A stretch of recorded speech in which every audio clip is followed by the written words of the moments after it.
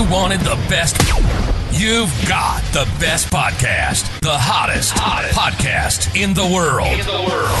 The Chris Voss Show, the preeminent podcast with guests so smart you may experience serious brain bleed. The CEOs, authors, thought leaders, visionaries, and motivators.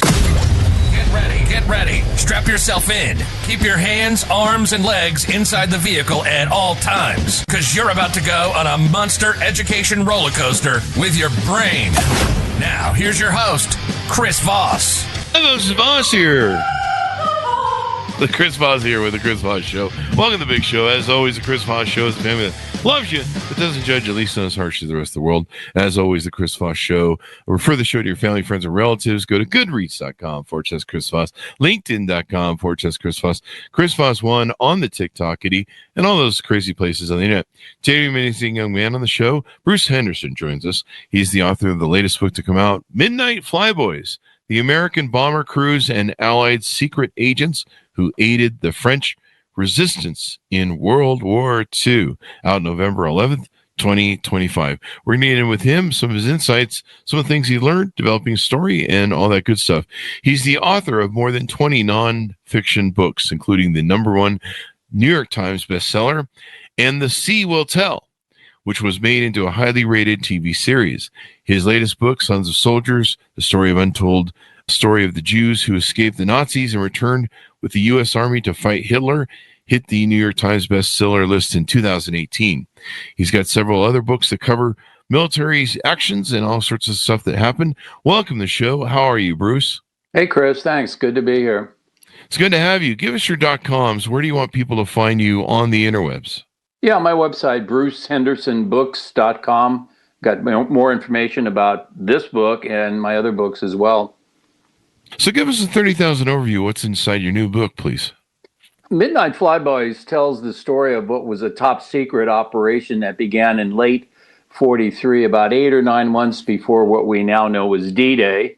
And the thought was that they had to quickly strengthen the French resistance forces prior to our soldiers in hitting the beaches at Normandy, because they wanted the resistance to be organized, they wanted it to be armed, they wanted it to have the communications that it needed in order to commit sabotage acts behind enemy lines to stop German reinforcements from rushing to the beachheads. And it was a rather urgent thing that Eisenhower put the orders out and said, we've got to get some of our planes involved in this, and they chose 3 squadrons of B-24 Liberators, which are known as bombers, but in this case, they became something a lot more.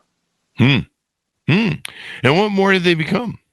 The bombers were trained, the pilots, I should say, were trained to fly the bombers at high altitudes in large formations. We've all seen those pictures, bombing deep inside Germany.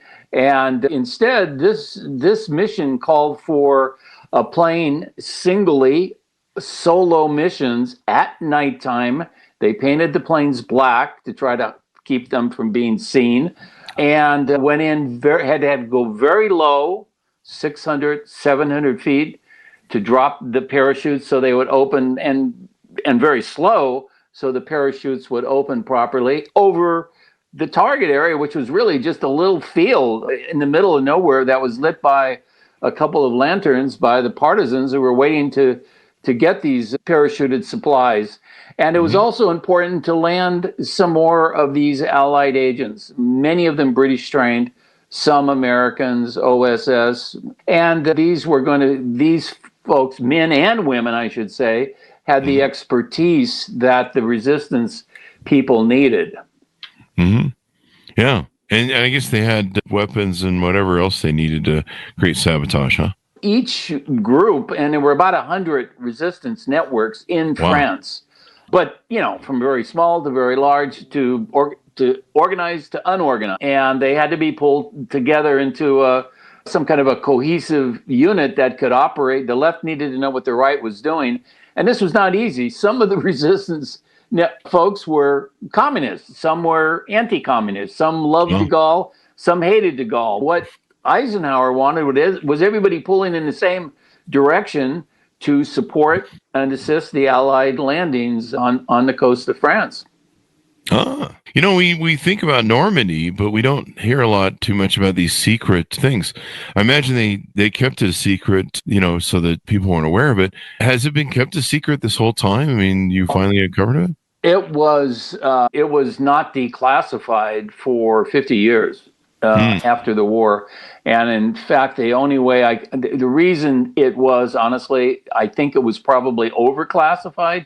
But the fact that it was an intelligence operation, OSS, which soon became the CIA right after the war, they just said, no, we don't want anyone talking about how we organize this and what our strategies are. And so the guys who flew these planes, and it was so dangerous, they could not only get shot down by nighttime German fighters, radar equipped, they could get shot out of the sky by the ground anti-aircraft fire. They also, because they were flying so low and slow at night, could crash into a hillside, clip breeze, and go in that way. But these guys, after they did this and the war was won and were sent home, they were told never to speak about what they had done during the war. And for the most part, they all took that very seriously. And in fact, I've reached out to some of the families, and many of these guys went to their graves without even telling their own kids or anybody what they had done in the war. So it wasn't until about the mid-1990s that they finally got recognition. They were given the Congressional Gold Medal, which is the highest civilian award, and to honor what they had done, and started to have reunions and meet with their buddies and talk about what they'd done. But that doesn't mean that their entire story was in one place for somebody like me to go in and read. We had to piece it together, not only archivally, but through families. And unfortunately, there's only three of these fellows still alive who flew these missions, and they're 99 and 100. And, we have to, I always reach out to the families. Do they have a suitcase in the attic that has dad or grandpa or their uncle's flight stuff? And it's amazing how many people have that kind of stuff. Really? And, we pull it together. Did they leave a journal? Did they leave a diary? Did they write letters that were saved? My own family, my grandmother saved letters from her youngest son in an old suitcase that I found when I was 10 years old in one of her, closets. And I pulled it out, and every letter, 100 of them, from the time he went into flight training until 2 days before his last mission, from which he didn't return. So there are a lot, there's a lot out there, but you've got to go digging for it. Did that give you this, you've written a lot of books on nonfiction history and military operations. Was that what piqued your interest, maybe, or influenced you, was finding that? I really think so. And certainly I admit that in my career early on, I wrote true crime. That was my #1 New York Times book. I wrote Arctic Adventure. I did a book with Joe Montana, for God's sakes.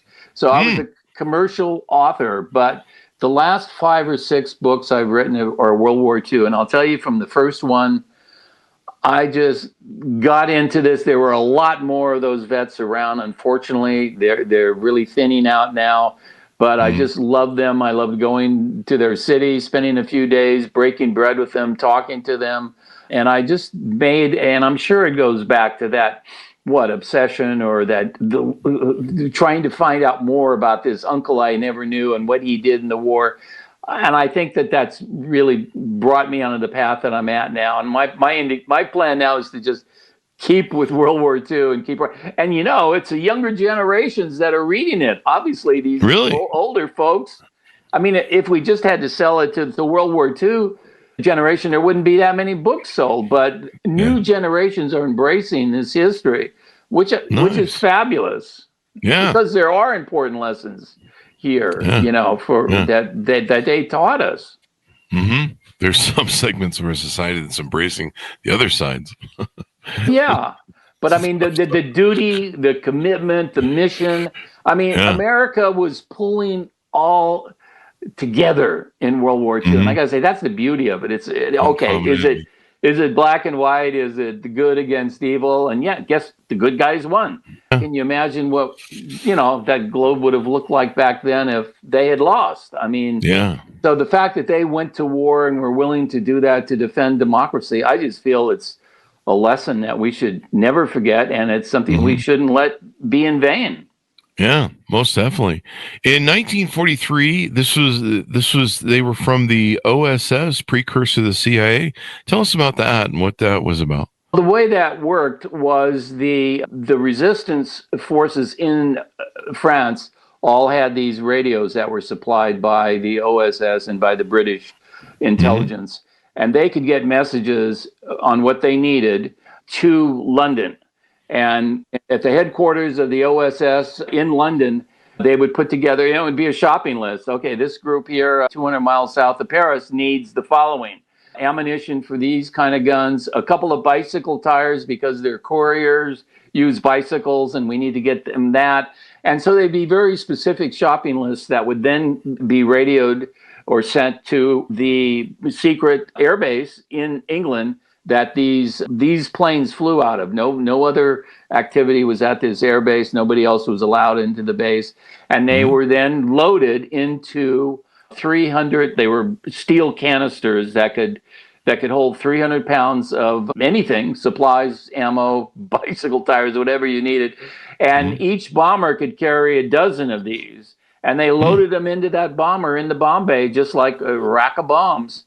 And then when they got over the target, and the bombardier pressed the button, only instead of dropping bombs, he was dropping these containers, each one of which was attached to a parachute. I wanted in this book also to show what happened.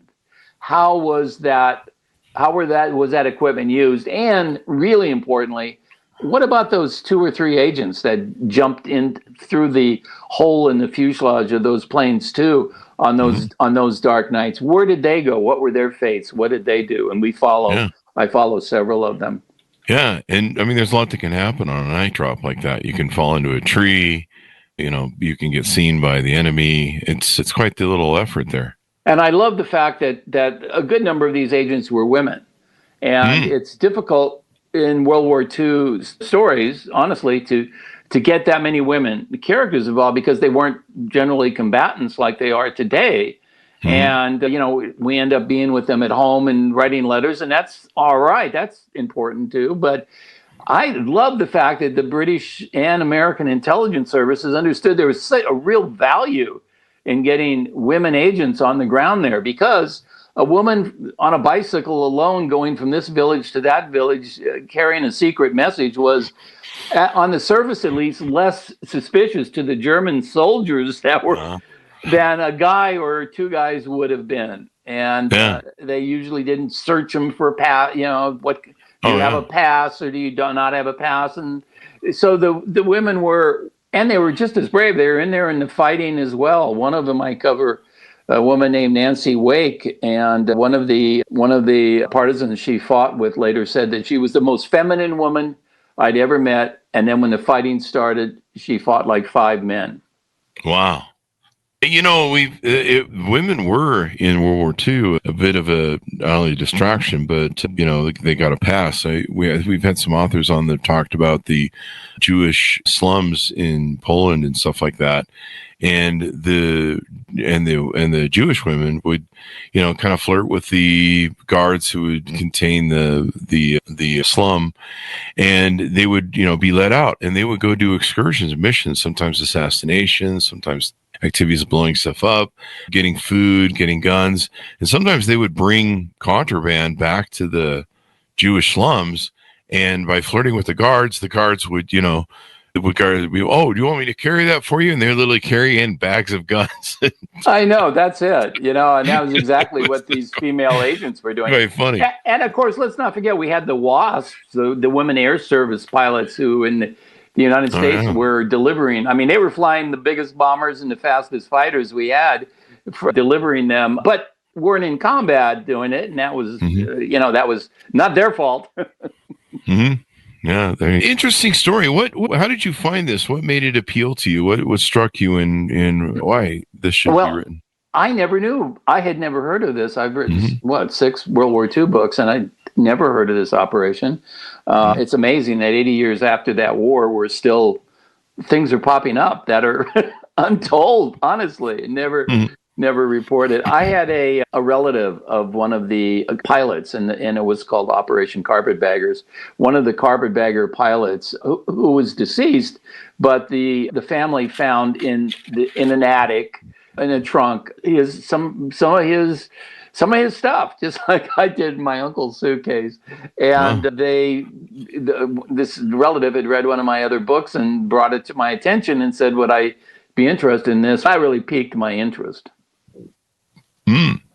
And anything more that you have going on, maybe for future books, maybe you're working on?